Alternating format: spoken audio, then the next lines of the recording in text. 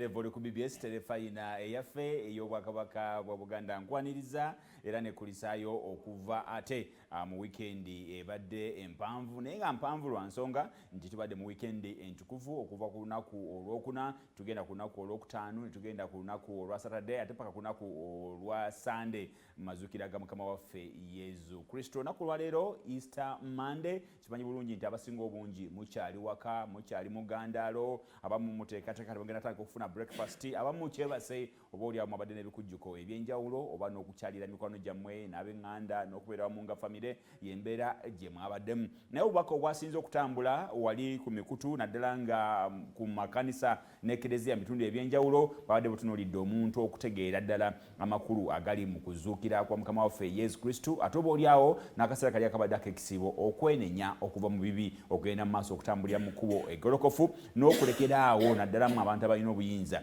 okubukozesa obubi n'okulumya abantu abalala weewaawo era n'embeera ey'okwogera ku mbeera embi ennyo tugenze maaso n'okuba nti etulumbye ey'omulembe ogufudde olwo neeyisa embi ebiragalagala n'ebirala era n'ensonga ez'enjawulo ez'abantu ab'ekkusa bokka na bokka ne beerabira abantu abalala. Nawe kityo embeera bwe tubadde nga tuli mu ggandaalo lino erya Easter n'olunaku olwaleero ate era tukomyewo wiiki etandise tusobole okuba ntugenda maaso n'okuweereza ku BBS telefayina eyaffe. Naku z'omwezi 21 tuli mu mwezi gwa kuna omwaka 2025 lunaku lwa balaza. Nkimanyi bulungi nti abamu mukyali mu byalo abamu muteekateeka kuba nti mudda naye era mukomewo tukolere tugende maaso n'okuba nti tukakalabya ensonga zaffe. Olunaku olwaleero nyina mukadde wange Honorable Sekitoleko bannaffe abayi bamunanika omukulu ono ye mubaka wammwe era agenda maaso n'okubaweereza mu ngeri enjawulo namunoonyeza n'agamba nti weewaawo ndi mu kyalo naye njagala mu ngeri enjawulo nja kusobola okujja kubanga ate era wiiki etandise tulina okugenda maaso n'okuweereza abantu naddala nga wano bwe tumuyise ate wa Ssaabasajja. Honorable nsanyusa okulaba ku telefayina eyaffe. Owoolugave nsanyuse nnyo okulabako wano era nange nesiima nnyo okukyalako ku mbuga ate ku lwokusooka weewaawo ate mu ggandaalo kino tekisobola kwebanga kityo kubanga awalala wonna nabadde nsobola okuwa ensonga ne wa Ssaabasajja nabadde mu kyalo nina okuvaayo nenvaayo naye njagala kulamusa ku bannayuganda mwenna abayise mu paasika obulungi ate n'abalala basoomoozebwa olw'embeera ez'enjawulo. Mu nnaku ezo tubadde tutambula bulungi wanjukira nti ebikujjuko byatandika yadde olwokuna lwaliwo nenzijukira mu Matabi ate Lubaga mazaalibwa g'abeene ate awo twatandika bulungi ate tuyingira wiiki entukuvu nga ate era tukyalimu amasavu ag'okuba nga tuwulidde ku bigambo by'Omutanda ate n'okujaguza obulamu bw'emyaka 7 egy'ekitiibwa. Naye mu byonna ate era bannayuganda batugoberera twagala nnyo ero balaba n'okubagamba nti buli omu oyimiridde enyweza leeni oba oyimiramu obulungi bajja kusanga nga kyoliko okimanyi. Mu byonna njagala kusaasira era abantu baffe kubanga ku Sande eri waliwo we naliko mu kyaki emu eyo Sekamuli ng'olaba waliwo Good Friday waliwo ebisoomooza bingi myoyo n'emibiri. Ekkubo ly'omusalaba nalitambuliza Kikyusa nga tuva Kiziba okugenda Ebbumbu. Njagala kwebaza Father Kirinnya, Ssaabadikoni Keith ate ne Father Peter batulungamya obulungi mu kisaawe ekyo nga tutambuza ekkubo ly'omusalaba. Olw'omukaaga twaliko era mu mikolo egy'enjawulo Mwami Sserwajja Taawe Kaleerwe ab'enju ya Metta ate Kabembe Tasha ku graduation ate ne benasinkana Kakoni awo ekibiina kyaffe abakola okugenda mu maaso tubeebaza jjo lwabadde lwanguko kubanga luba buli omu alumanyi era tuba tulinda bubaka buva mu makoona ag'enjawulo. Bannaffe aba Anglican Ssaabalabirizi agambye eki Ssaabasumba agambye eki tubatuuliza eyo so kati amawulire ago gonna gatuwa essuubi n'otambula ng'oli mupya bw'obanga tonnawaayo mutima gwo kuba mu bazitowereddwa kubanga bangi bannayuganda bali mu kutambula bazitowereddwa naye bakkiriza kitono wakati omuntu ali wano nti nga bw'otukununula nti omuntu asobola okuba mu mmotoka naye ng'olaba tesiba naye ng'olaba n'ogwa waggulu alumye naye ng'awulira ekkiriro egenda naye nga bw'alinya ebiziiza tebikwata kulaki obuntu bwagudde naye nga waali kubanga nyina gye nabadde omusajja n'agamba nti mukimanyi nti n'ababaka aba palamenti kati bazuukidde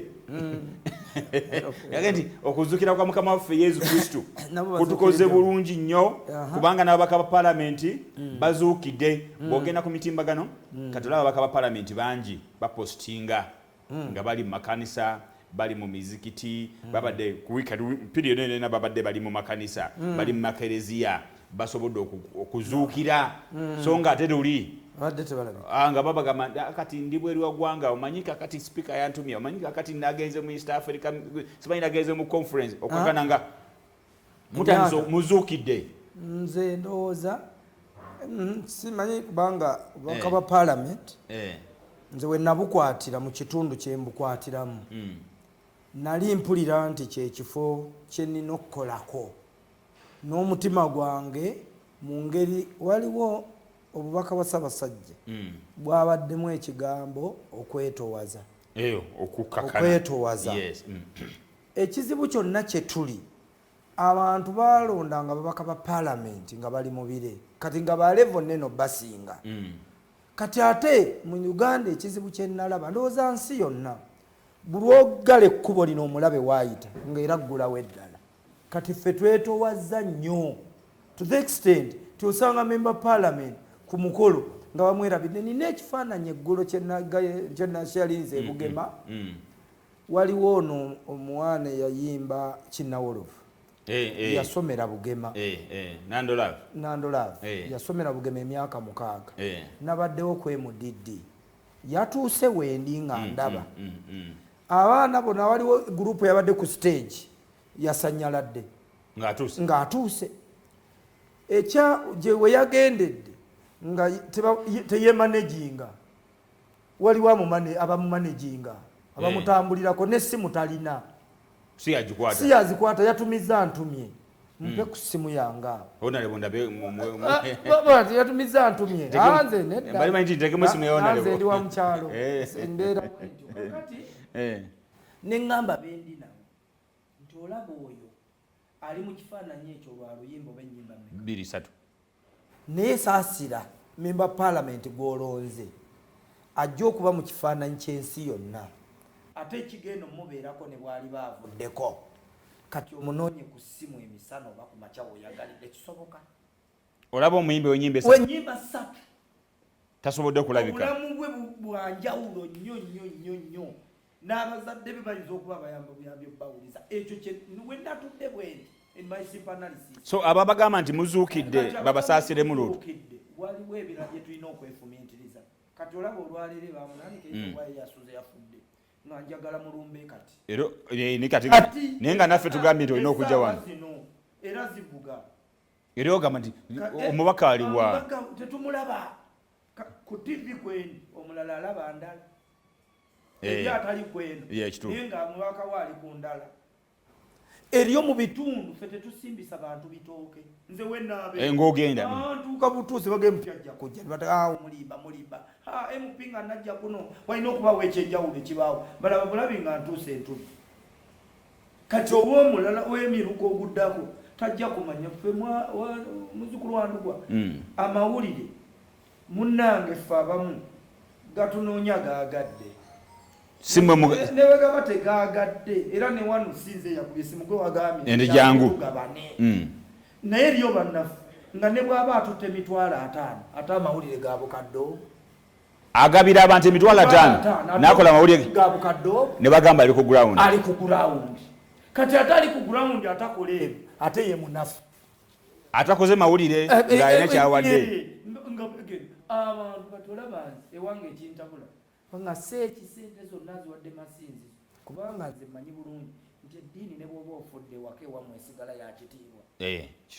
ewammwe nga tewali kukkiriza era muba mutyo naye awaali okukkiriza era kusigalawo bajja baani bajja ekyo olinga agamba nti n'abantu bano bennyini abalonzi beetaaga okuzuukira mu ngeri mu bendala kuba tuli bantu nze nva mu balonzi nabo bava mu nze so endowooza yaabwe mentalite yaabwe eri ababaka baabwe tulina okugaziwa erina okuzuukira ate si babaka bokka njagala kubuulira bw'okimanyi ekyalo kisobola okusula ku bunkenkolwa ky'amaanyi owekyalo sitampu ye bweti mpozi nga mubbi kankolage andi sitampu ye bweti esobola otunda ekyalo omugagga yazze nenkona nze sirina stamp nina headed papers n'atunza abantu 5 naguza ebyo byonna kati oyo teyeetaaga kuzuukira chairman wa Mawado Suwanu owero si wanu oyo asobola obafuukira ekizibu ng'ekyalo kibonaabona lwakuba ye naye ng'emupi asulawo asula walala asula kalwe ebizibu ebyo birijjana oyitawo emiruka ate baagala era chairman ajje era emupi yekizibu abantu obwongo olwokubala obw'emupi twabugonza ne bufuuka ensonga entono ku mulembe guno weewali tagali so njagala abantu mwenna abantu ensonga bagitegeere bulungi era bagigoberere mugijje kati waliwo n'ekifaananyi kyatandise okusiigibwa nti kati oli bw'ajja nga takwagala ajja bw'ati oyo akwesimbyeko oba omulala yenna omuntu yenna bateekawo omwoyo kati bano abavubuka engeri gye batambula nga bali freestyle tubateekemu ababatabula tulabe gye bakola najja no byolaba ebiboozibozi ebyo mugundi bamuganye wano biki ebyo biteeketeeke mu ngeri y'okutulaga nti naffe tutambule n'abakuumi nowabaawo 3 bana 5 abatandiko nga sibaawo wabula bateekewo kati oli asobole okulaga nti abantu bamuganye okwogerera awo bayogedde bwe bati naye ng'oli kyanoonya kwe kuteekawo ekifaananyi naffe aba opposition oba nuupu tutandika okujja n'abakuumi kole ekkubo wano eri emabega agitadde eri atadde we batwagala ne twabitegeerera era twagala kugenda kutegeeza nti abali emabega w'ebigendwa bwe bityo tujja bakwatako kinoomu kubanga ffe tuli ba mirembe tetulina mundu tetulina ki n'amakomera si gaffe ne poliisi si yaffe naye tujja kwekolamu bw'oleeta ekyo olinga agamba nti omubaka palamenti ne bw'anaazuukira n'akola ebituufu n'omuntu wa bulijjo n'azuukira n'akola ebituufu naye mu gavumenti nga tezuukidde anti olaba mu kika waliwo wakasolyawo era bw'olanya noga nti jjajjange endugwa yantuusa embuga waliwo awo bw'aba taliimu nawo wazibu anti kati olaba omuntu bamuziikawa era azuukirirawa bamuziika mu ntaana era mwava kati tulina ekizibu ffe we tuli wano tusimbe ffenna mu kisinde gye tugenda tukutaddeyo kati wano waliwo we twasimba mu kisinde mu 86 ne tumutuusaayo tukyaliyo okuzuukira kwe twandibadde tukulabira mu nguudo naye Ssaabasajja yatugambye tukooye okuwulira abantu abafiira mu Kampala buli gwolaba nga ali atambula buli bwovuga emmotoka nekuba ekinnya ng'omanya tuli mu kisinde kya Mukama waffe Yesu bwe muba nga muna gye muli ng'essomero bw'otuukayo ebiriyo si byebyo tetunaba kati okuzuukira kwaffe tulina kuzuukira wansi ne waggulu bwe tunaaba wansi ffe ne bwe tunaazuukira olwaleero nze naawe olina ssente za gavumenti ezigaa nti bazikuwadde accounting officer toli wabula gwe obwa accounting officer bwe obujja ng'ofunye eddagala woolaze omusolo gwe nawa nzisanzeeyo ku ssomero omwana wange afunye the best ne kati kaliicula mu bagikola basoma bw'ogenda ku ssomero nga ebyensoma bibi tukulinda ziri ezi esatu naku tukyazibala naku esatu zifuuse emyaka kati tugati yafa lwakutaano nolomukaanazuukira ne bana abakulu betuweereza nabo balina okutegeera nti bino bye twogera si byaffeffe nekivumya ba MP waliwo omuntu ali wali atalabika yalina okuvumwa mu kuzuukira kuno ebiseera ebisinga obungi ogenze nokyogerako nogamba nti okuzuukira kwonna kwonna okulamba omubaka wa palamenti bw'abanga azuukidde gwe omuntu wa bulijjo olina okuzuukira ssentebe wa LC1 kansala alina okuzuukira abamadiini balina okuzuukira eggwanga lyonna n'okuva ku pulezidenti alina okugenda maaso n'okuzuukira naye ate oyo mu bonna yalina okusooka okuzuukira mwenammwe okuzuukira obulungi anti lwa nsonga yasobola okugamba leero agamba nti bamugenda ne bamuga ye Fountain of Honor commander ni chief ne bwayogera head of the kibanga teeka ulira ebimuwerekera head of the state Fountain of Honor commander ni chief kati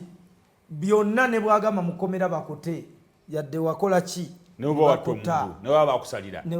naga nti akusinza ku buyimba obumpeebwa deeka kati oba abantu ekyo kibalimye okutegeera weebuze mu pya oluguudo lw'okuba olufu omukolimira lwaki tugenda kuwumulamu bwe tudda tugenda kutunuulira embalirira egenda mu maaso n'okuba nti ekolebwa mbaka ono atubuulire bwe tuba nga tuli bakuzuukira ebyaddala tuddemu tubeere bulungi biki ebirina okusibwako essira mu nteekateeka eyokola bajeti tukomawo tova ku terefayina eyaffe.